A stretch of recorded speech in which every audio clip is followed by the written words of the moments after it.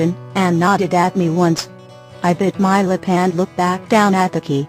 I was a little disappointed that I wouldn't be spending the party with Edward, but after staring at the key for a moment, I realized I'd be here waiting here for him when Jasper left. And I couldn't really feel upset that he wanted to spend time with his friend. I closed my fist around the key and slipped it into my pocket, looking up and giving Edward a smile to show him it was okay. He sent me a little half smile back, and continued sketching. We got ready for bed not long after that, changing into our pajamas and sliding under the covers comfortably. Once the light was off, he turned towards me and wrapped me protectively in his arms with a sigh. I returned the gesture, resting my head on his chest and bringing my arm up to stroke his hair, like always. I started humming quietly, praying he wouldn't have another dream tonight, while he tightened his grip on my waist. It was the first morning I was glad to wake up to that stupid alarm clock. I was glad it woke me up and not Edward. He didn't dream last night. I smiled into his chest and gave him my usual squeeze. Yesterday he squeezed me back, but this morning he pulled away with his usual groan.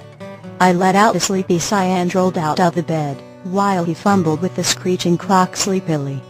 I drowsily stumbled my way through the dark to the sofa to get my bag, snatching it up and heading into the bathroom. I flicked on the light and hissed at the intrusion, squinting my eyes and glaring at my reflection. My hair looked awful. I began removing my pajamas, which always smelled like Edward in the mornings. I folded them neatly and slipped them into my bag, removing my day clothes and hoodie, and putting them on.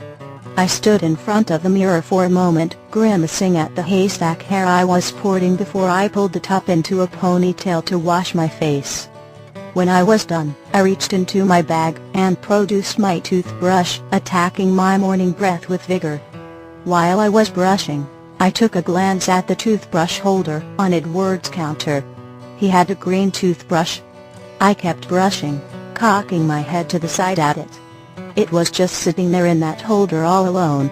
I spit into the sink and rinsed out my mouth, before running the water over my toothbrush. I went to put it back in my bag, like always, but I stopped. Slowly, I straightened up and glanced at the toothbrush holder. I looked at it and back to the toothbrush in my hand a few times.